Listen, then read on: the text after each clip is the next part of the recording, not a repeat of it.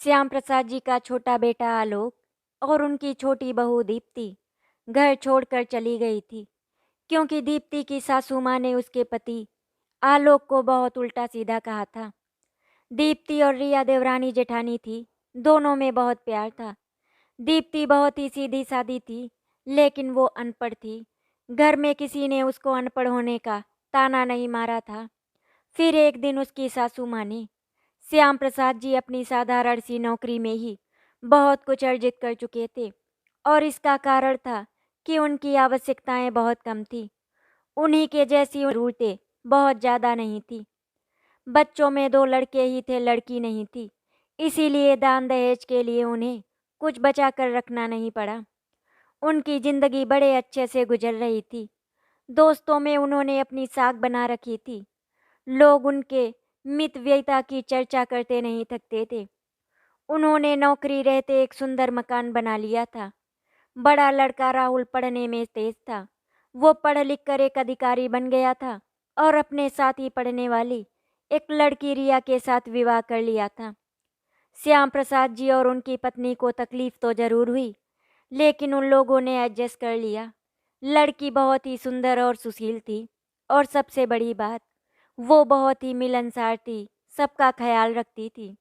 वो भी नज़दीक के कॉलेज में व्याख्याता थी, लेकिन घर के सारे कामों में बहुत ही निपुण भी थी।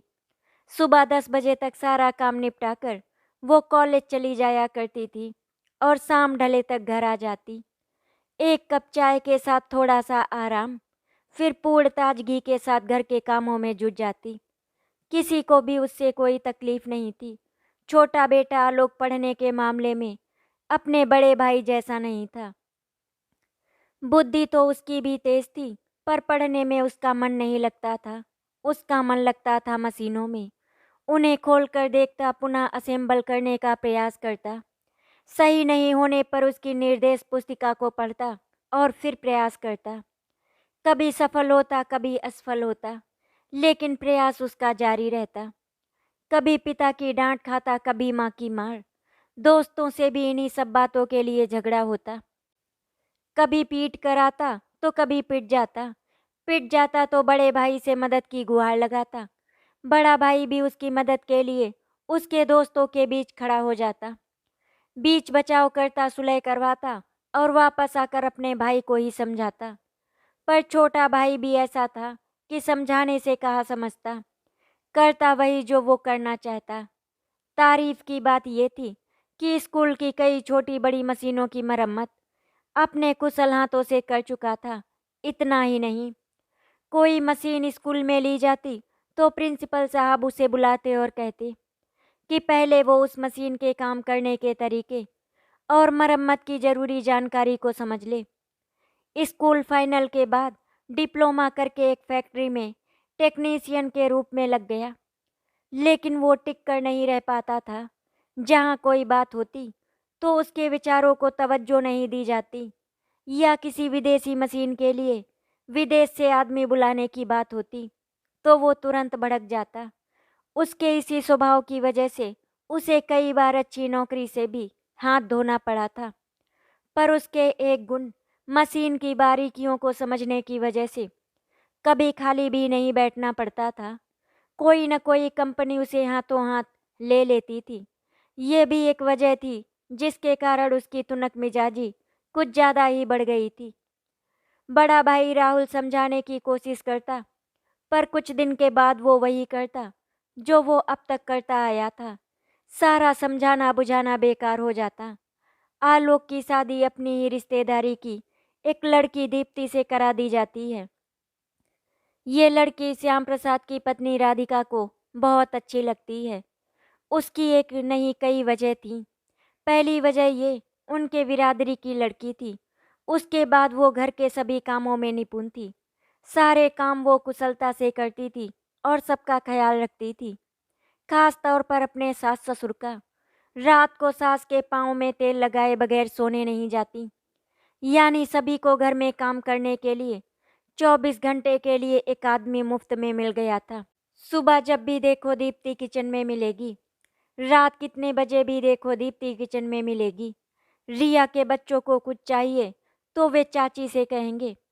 राहुल को कुछ चाहिए तो रिया दीप्ति से कह देगी, और रिया खुद के लिए भी कुछ चाहिए तो वो भी दीप्ति से ही कहेगी। इसके अलावा आलोक और माँ बाबूजी की फरमाइशें तो थी ही। दीप्ति की एक लड़की थी जो इन सब के बीच कैसे पल रही थी किसी को पता नहीं। हाँ, राहुल जरूर उसका ख्याल रखता। दादा और दादी भी उसे हाथों हाथ लेते थे। रिया के बच्चे भी उसका बहुत ध्यान रखते थे। कुल मिलाकर गृहस्थी की गाड़ी सुचारू रूप से चल रही थी। लेकिन कहते हैं ना कि किसी का सुख ही दूसरों के दुखी होने का कारण बन जाता है। यही श्याम प्रसाद जी के परिवार के साथ भी हुआ। सुखी घर आमतौर पर लोगों को अच्छा नहीं लगता, इसीलिए लोग इन घरों में कोई कमजोर कड़ी ढूंढने में लग जाते हैं और कहीं न कहीं सफल भी हो जाते हैं। यहाँ भी ऐसा ही हुआ। राधिका का मोहल्ले की बड़ी बूढ़ियों में उठना बैठना था ही। एक दिन उनमें से एक ने कह ही दिया, जी जी कुछ भी कहो, तुम्हारी छोटी बहू में जो बात है ना, वो बड़ी में कहाँ। ये इतना सुंदर मितभाषी, हर कार्य में दक्ष, बड़ों का लिहाज करने वाली, और वो बड़ी, उसे तो किसी का लिहाज ही नहीं है। कोई आए कोई जाए, मुंह उठाकर चल देती है ये कहकर कि मुझे कॉलेज जाना है। अरे 2 मिनट देर से भी तो जा सकती है, ऐसी भी क्या जल्दी है कि 2 मिनट ही नहीं रुकती। कहीं आग लगाना हो तो इतनी ही चिंगारी काफ़ी है। उस दिन से राधिका को रिया के हर काम में नुक्स नजर आने लगा। उसके रहन सहन में खोट दिखने लगा। उसे शिकायत होने लगी कि कॉलेज से आती है तो चाय लेकर सीधे अपने कमरे में चली जाती है। हम लोगों के साथ बैठती भी नहीं, सुबह क्यों देर से उठती है, अपने बच्चों को क्यों नहीं तैयार करती है, पति कब काम पर जाता है उसकी भी चिंता नहीं है, इत्यादि। श्याम प्रसाद जी कितना भी समझाते लेकिन वो मानती ही नहीं। उसकी भुनभुन जारी रहती।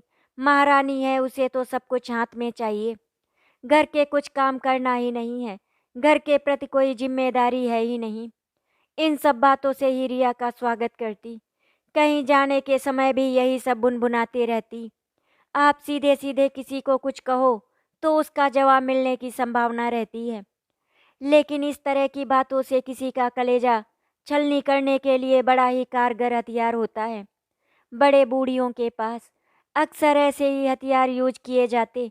जब घर में कोई पसंद नहीं आता है तब कोई कुछ पूछे तो कह देंगे, मैंने तुम्हें तो नहीं कहा, और अगर समझ में आ रहा है तो सुधार लो अपने आप को, बहस क्यों करती हो।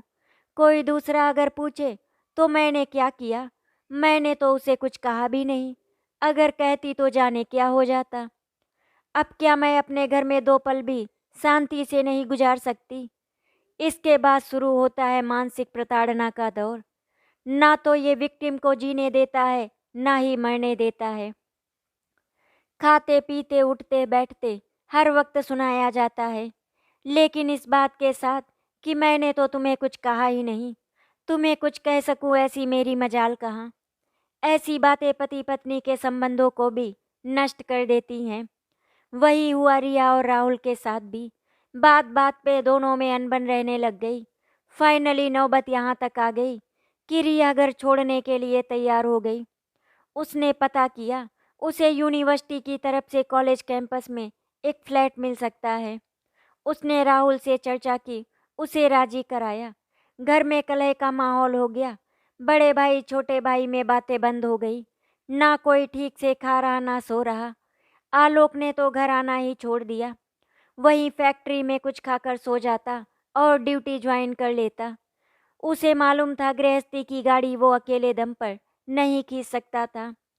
ये तो बड़े भाई और भाभी का साथ था तो वो इतना तेवर दिखा पाता था, वरना उस जैसे साधारण शिक्षित व्यक्ति के लिए मुश्किल ही था सुखमय जीवन बिताना।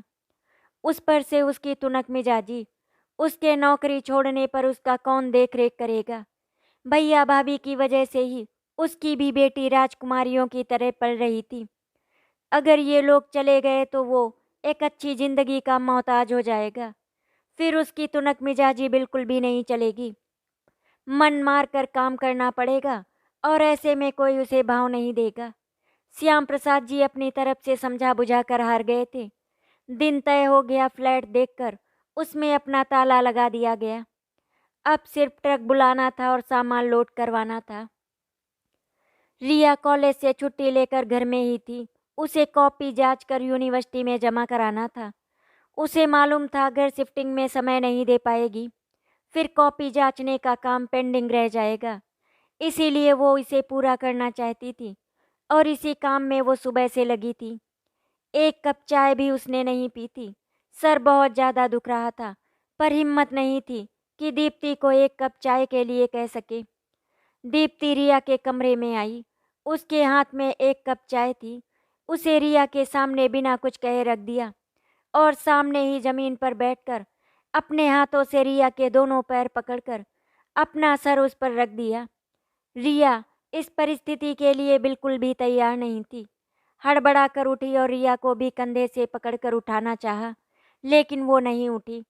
जार जार रोती रही और एक ही बात बोलती, दीदी अगर मैंने गलती की है तो मुझे मारो, अपनी सैंडल से मारो, आपका हक है, लेकिन मुझसे नाराज मत हो।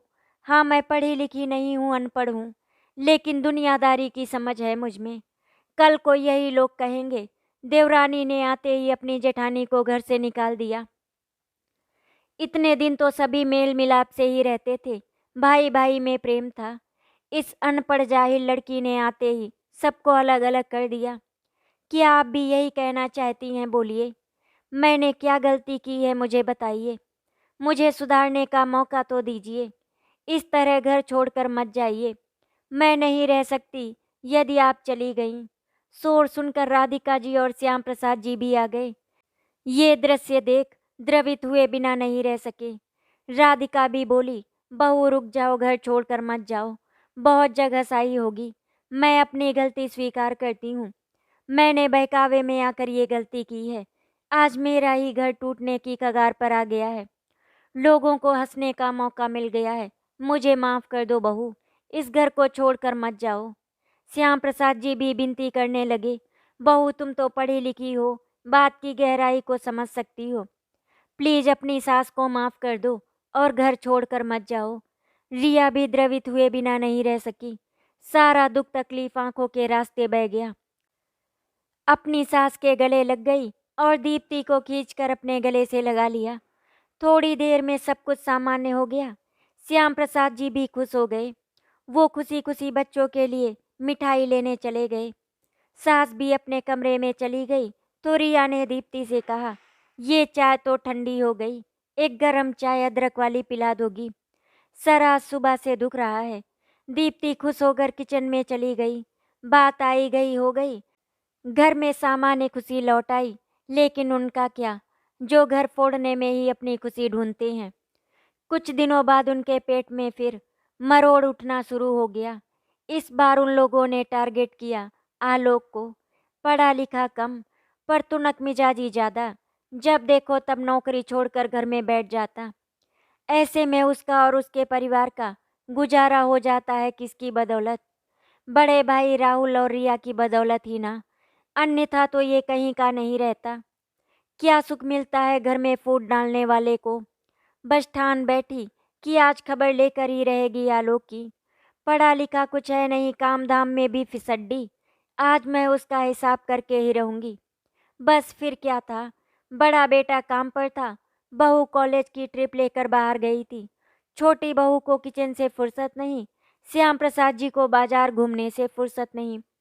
ऐसे में छोटा बेटा आया बाहर बच्चों के साथ क्रिकेट खेलकर और फरमाइश किया कि आज तो वो बिरयानी ही खाएगा रात के खाने में।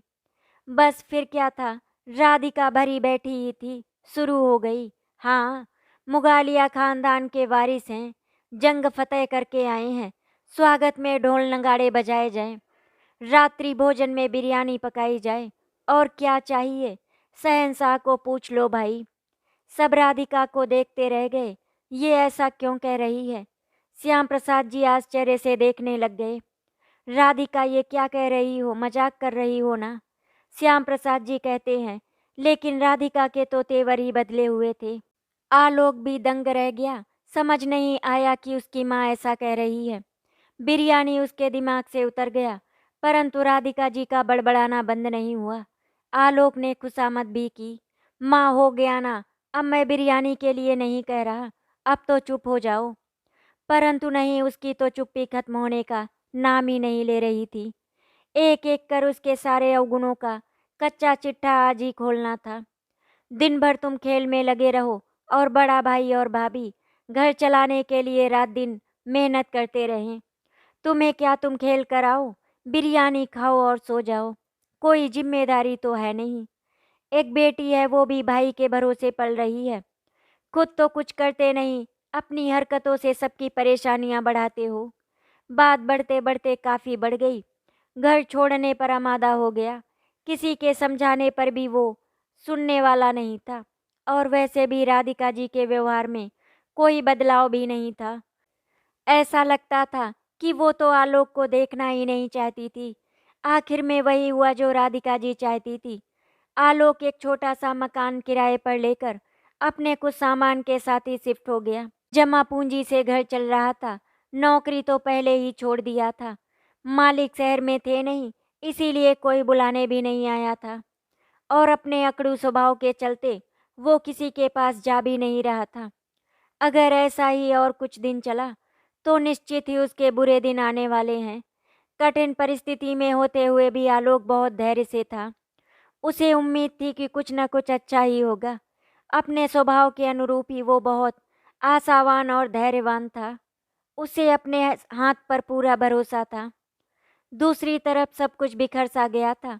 राधिका की उम्र हो गई थी। अब काम धाम उससे कुछ होता नहीं था। इतना पैसा भी नहीं कि नौकर रखकर इस घर का सारा कामकाज और खाना पीना सबकी व्यवस्था की जा सके। इतने में तो राहुल की सारी कमाई नौकरों के भुगतान में ही चली जाएगी। आदमी जब नहीं होता है तभी उसका महत्व भी पता चलता है।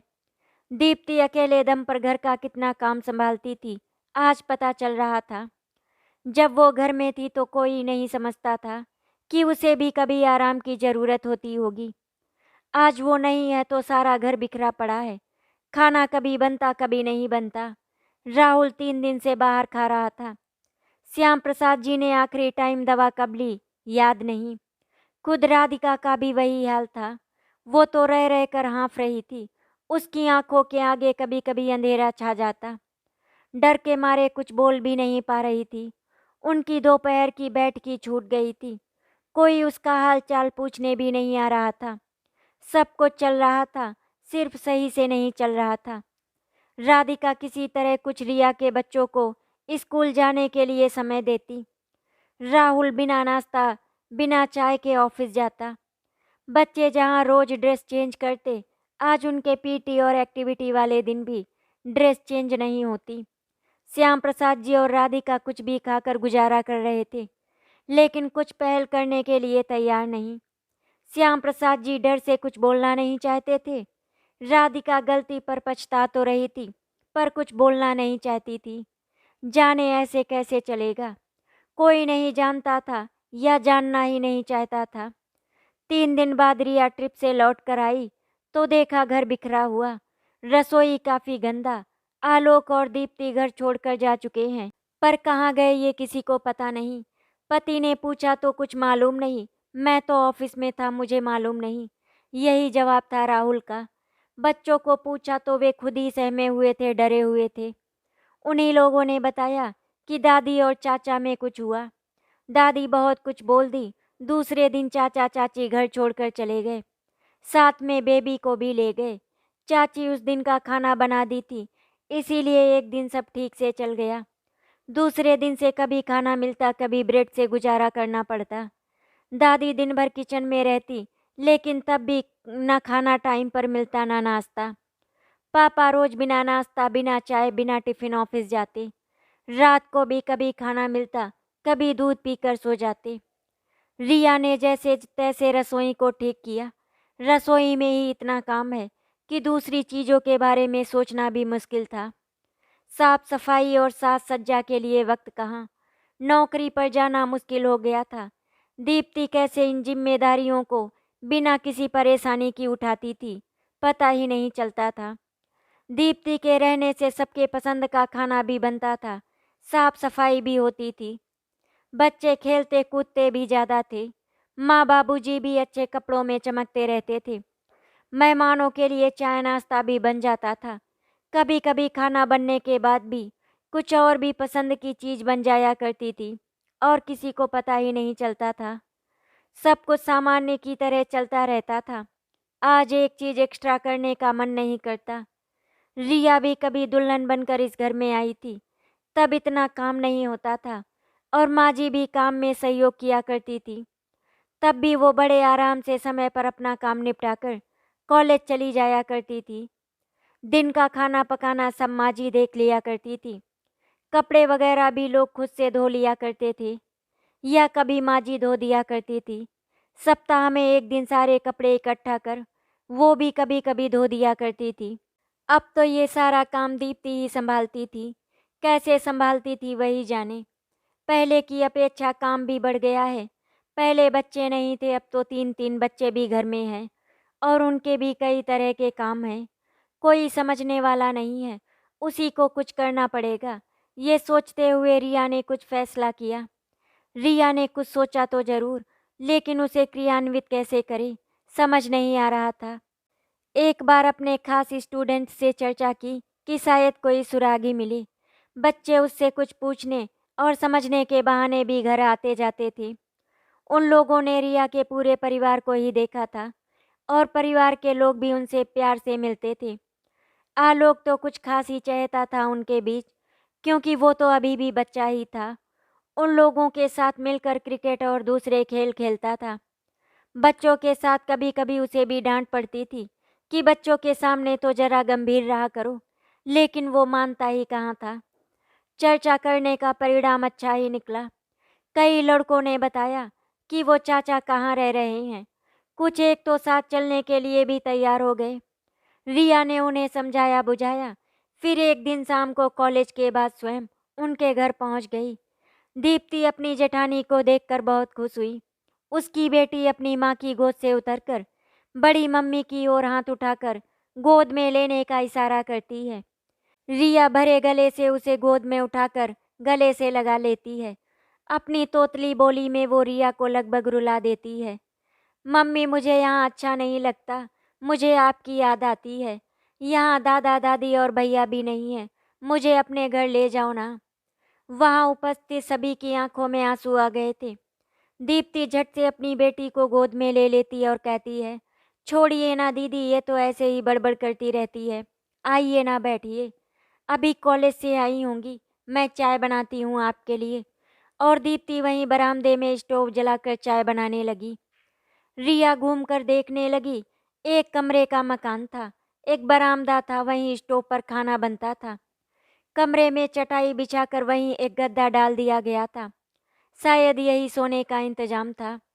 बाथरूम कॉमन था जो दूर में था, जैसा कि आमतौर पर किराए के मकानों में होता है। आलोक पड़ोस में ही कहीं गया था। नौकरी तो अभी थी नहीं उसकी।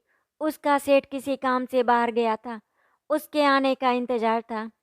उम्मीद थी कि उसके आने पर सब कुछ सही हो जाएगा। आलोक आया तो साथ में समोसा और मिठाई का पैकेट भी लाया। उसे भाभी के आने की खबर लग गई थी। आया तो अभिवादन करके नजरें झुकाए पैकेट दीप्ति को पकड़ा कर निकलने की कोशिश करने लगा। तब रिया ने ही उसे टोका। देवर जी आजकल बड़े हो गए, खुद से ही डिसीजन ले लिया अलग रहने का। भाभी, इस विषय पर आप ना ही कुछ बोले तो ज़्यादा बेहतर होगा। आप थे नहीं तो आपको मालूम नहीं। आलोक नजरें झुकाए हुए बोला, एक बात बताओ, इतना जरूरी हो गया था घर छोड़ना कि मेरे ट्रिप पर से आने का इंतजार भी नहीं हो सका तुमसे? रिया ने छूटते ही प्रश्न दाग दिया। दीप्ति बीच में आ गई और समोसा और मिठाई का प्लेट रखते हुए बोली, दीदी छोड़ो ना, वे बातें तो होती रहेंगी। आप समोसा खाइए, मैं चाय ला रही हूँ। रिया ने एक प्लेट आलोक की ओर सरकाते हुए अपना समोसा हाथ में ले लिया। वातावरण बोझिल सा हो गया था। दीप्ति 3 कप चाय लेकर आ गई। बातचीत का सिलसिला फिर आगे बढ़ा। ट्रिप तो ठीक था ही दीप्ति, लेकिन वापस आकर सारा मजा किरकिरा हो गया जब अस्त व्यस्त घर को ठीक करना पड़ा। रसोई घर जो गंदा पड़ा था उसे साफ करना पड़ा। दीदी, आप तो घूम फिर कर उसी बात पर वापस आ जाती हैं। दीप्ति, तुम कैसे इस बात को इग्नोर कर सकती हो? यही वो विषय है जिसके बारे में मैं जानने के लिए यहाँ पर आई हूँ। तुम लोगों ने ये कैसे सोच लिया कि ये अलग विषय है और इसका दूसरों पर कोई असर नहीं पड़ेगा? माँ बाबूजी की बोलती बंद हो गई है। माँ रह रहकर हाँफती रहती हैं। बाबूजी कहते हैं कि दवा कई दिन तक लेने की सुध नहीं थी। कल से मैंने दिया है तो खाए हैं। मेरे दोनों बच्चे कहते हैं, चाचा याद आते हैं, उनकी अपनी हालत खराब है, कहाँ तक गिनाऊं मैं।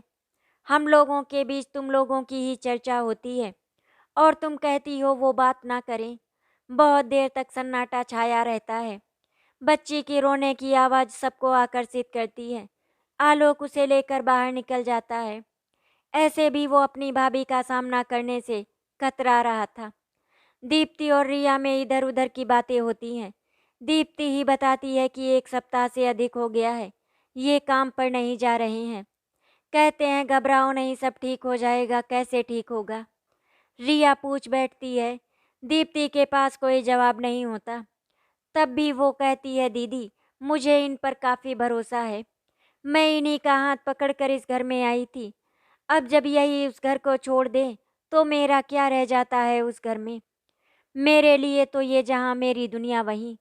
आलोक के वापस लौटने पर रिया उसे समझाने की कोशिश करती है, परंतु आलोक टस से मस नहीं होता है। इतने में गली में एक गाड़ी रुकने की आवाज़ आती है। आलोक बाहर की ओर तेजी से जाता है। आलोक के साथ राज और उसका मैनेजर था। मैनेजर के हाथ में कुछ खाने के और मिठाइयों के पैकेट थे, साथ ही कुछ फल और चॉकलेट के भी। उसने ये सारा कुछ दीप्ति और रिया के हाथ में पकड़ा दिया। रिया को देखकर राज बहुत खुश हो गया। अरे भाभी जी भी यहीं पर हैं, कैसी हैं आप? ये आलोक को समझाती क्यों नहीं हैं आप? इस तरह सबसे झगड़ा मोल लेता रहता है। वो रिया की ओर देखकर बोला। रिया भी उसका अभिवादन करके बोली, तुम लोग भी तो कुछ ख्याल नहीं रखते। फैक्ट्री लगने के साथ से ही आलोक जी तुम्हारे साथ हैं, लेकिन फिर भी तुम लोग उसके काम में टोका टाकी करते हो। राज बोला, भाभी ऐसी बात नहीं है, आज मैं जरा जल्दी में हूँ। फैक्ट्री में काम बंद है, मैं आलोक को लेकर जा रहा हूँ। आपको और दीप्ति भाभी को मैनेजर साहब घर छोड़ देंगे। मैं बाद में आकर आपसे, भैया और आलोक सभी से बात करूँगा। मेरे पास एक स्कीम है, अगर आलोक राजी हो जाता है तो उस स्कीम से आलोक को भी फायदा है, हमारा भी मुनाफा अच्छा होगा। फैक्ट्री का डाउन टाइम कम हो जाएगा। रिया आलोक की ओर देखती है। आलोक भी कहता है कि हाँ, इस स्कीम से फायदा तो है, लेकिन एक बार समझ ले तो हाँ कहेंगे। रिया आलोक से पूछती है कि दीप्ति को और बेबी को लेकर घर जाए ना, आप आ जाओगे ना वहाँ? उसकी जगह राज ही कह देता है, हाँ भाभी आप घर जाइए, ये आएगा और वहीं आएगा, आप चिंता मत कीजिए। ये अभी सारी रात फैक्ट्री में रहेगा तो दीप्ति भाभी और बेबी क्या यहाँ पर अकेले रहेंगे? आप उन्हें लेकर जाइए। फिर मैनेजर की ओर मुखातिब होकर कहता है, आप इन लोगों को फैक्ट्री छोड़कर आ जाइए। ठीक है, आलोक भी सहमति में सिर हिला देता है। रिया दीप्ति और बेबी को लेकर जरूरी सामान के साथ मैनेजर की कार में बैठती है और घर की ओर निकल पड़ती है। राज रिया या राहुल या आलोक के लिए कोई अनजान नहीं था। वो भी इसी शहर का लड़का था और साथ ही स्कूल और कॉलेज में भी पढ़ा था। इसके पिताजी बिजनेसमैन थे। शहर में उनकी बहुत सी दुकानें थी, शोरूम थे और बिल्डिंग बिजनेस में पार्टनरशिप भी था। राहुल और रिया से राज 2 साल जूनियर था और आलोक से 1 साल सीनियर। राहुल की प्रतिभा का कायल था और आलोक की योग्यता से अचंभित। रिया को तभी से भाभी के रूप में स्वीकार कर लिया था जब से आलोक ने स्वीकार किया था। ऐसे तो बहुत सी लड़कियां उसके पीछे थी और ये भी उन पर खर्च करने में अपनी शान समझता था, लेकिन रिया को देखकर उसकी सारी आशिकी काफूर हो जाती थी। वो बगले झांकने लगता था जैसे किसी अपने ने उसकी चोरी पकड़ ली हो। विदेश से एमबीए करने के बाद वापस आया था। एक फैक्ट्री शहर में इंस्टॉल की और अपने फ्रेंड आलोक को इंस्टॉलमेंट के समय से ही अपने साथ रखा था। आलोक भी इंस्टॉलमेंट के समय भी होने वाले कई चैलेंजिंग सिचुएशंस में राज को अनावश्यक खर्चों से बचाया था। इसीलिए राज उसकी बातों को बहुत ज़्यादा तवज्जो देता था। आज भी इन्हीं वजहों से वो आलोक को अपने साथ फैक्ट्री ले गया था और उनसे अधिकारपूर्वक कह सकता था कि वे घर जाएं और वो सबसे आकर घर पर ही मिलेगा। सोचते सोचते वो घर आ गया। कार के ब्रेक लगने की झटके से रिया की तंद्रा टूटी और वो देखी कि घर आ गया। बेबी को लेकर रिया उतर गई। दूसरी तरफ से दीप्ति भी सारा सामान लेकर उतर गई। मैनेजर साहब कार ड्राइव कर चले गए और रिया दीप्ति घर में प्रवेश कर गए। राधिका जी टीवी में व्यस्त थीं और श्याम प्रसाद जी भी दिन भर के हिसाब किताब में व्यस्त थे। साथ ही टीवी भी देख रहे थे। दीप्ति सीधे किचन में चली गई और रिया अपने कमरे में। रिया को देख राहुल को चाय की तलब लग गई। रिया प्लीज एक कप चाय मिलेगी प्लीज। हाँ आ रही है। दीप्ति आ गई है, रिया का जवाब था। थोड़ी देर में दीप्ति राहुल और रिया के लिए चाय लेकर आ गई। दीप्ति रिया से बोली, दीदी 1 घंटे में खाना लगा दूंगी, माँ बाबूजी को बोल दो। हाँ ठीक है, मैं उससे पहले नीचे तुम्हारी हेल्प के लिए आ जाऊंगी। दीप्ति नीचे उतर जाती है। 1 घंटे में सभी डाइनिंग टेबल पर आ जाते हैं। राधिका जी आलोक के बारे में पूछती है। रिया उन्हें राज और आलोक की बातें बतलाती है। इस तरह से रिया अपनी देवरानी दीप्ति को घर लेकर आई। अब आगे सास बहू देवरानी जेठानी और भाई भाई के बीच में क्या होगा? क्या दीप्ति की सास उसको अपनाएगी? ये जानने के लिए हमारे चैनल को सब्सक्राइब करें और हमारी इस कहानी का अगला भाग जरूर सुनें।